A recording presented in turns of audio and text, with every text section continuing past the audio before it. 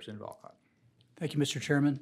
Mr. Seago, would you be willing to comment on the conflict in existing statute?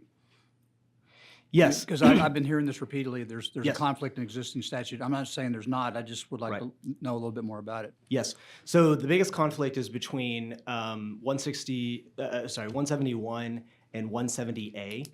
And that is where the Texas Heartbeat Act is, and then where the trigger law was.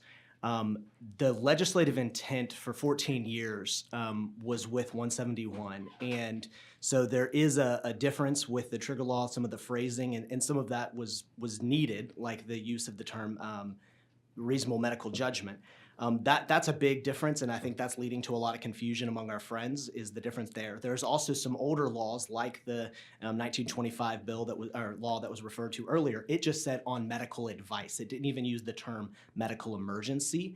As an exception, it just said an abortion was allowed on medical advice. That's a lot broader than medical emergency. And where was that again? That's in the 1925 pre-Roe statute that banned abortion. Okay. And the state of Texas has been arguing that is a valid law ever since Roe was overturned. They are arguing that in court. They've argued it in bills in 2021. The position of the state of Texas is that is a valid law and should be fully enforced.